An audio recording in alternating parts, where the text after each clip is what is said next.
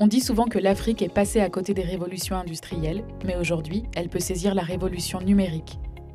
Plus grand pays francophone, la RDC possède d'immenses ressources naturelles et une population dense d'environ 80 millions d'habitants. Le numérique est la clé du développement des économies. La volonté actuelle du chef de l'État est de lutter contre la fracture numérique afin de garantir ce développement. À l'heure de la transformation numérique, nos administrations doivent être modernisées. Le pays ne dispose pas de structure politique d'envergure pour gérer toutes les initiatives en cours. Le numérique s'est développé de manière non coordonnée, ce qui entraîne un manque d'efficacité. Hélas, les données numérisées de l'administration congolaise sont logées à l'étranger, ce qui pose un problème de souveraineté numérique. C'est dans ce contexte d'urgence que le chef de l'État entame plusieurs chantiers qui sauront faire de la RDC un véritable levier de croissance économique, un hub africain et une nation qui place le bien-être social au cœur du développement, comme par exemple le registre national d'identification biométrique de la population. Garantir une couverture Internet sur toute l'étendue du territoire national. La numérisation de l'enseignement pour améliorer notre système éducatif.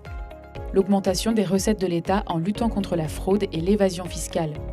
La création d'une plateforme numérique unique de paiement de taxes et impôts. La mise en place d'une cybersécurité du pays qui doit contribuer à la protection civilo-militaire de ses frontières invisibles.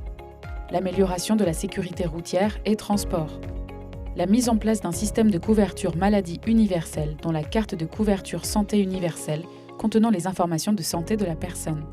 Développer davantage la monnaie électronique et mobile pour favoriser le petit commerce et ainsi favoriser l'inclusion financière.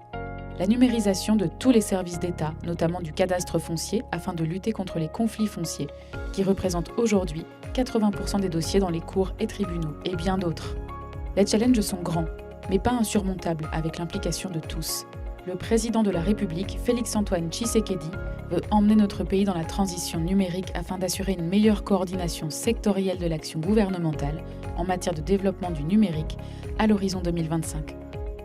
Faire du numérique congolais un levier d'intégration, de bonne gouvernance, de croissance économique et de progrès social.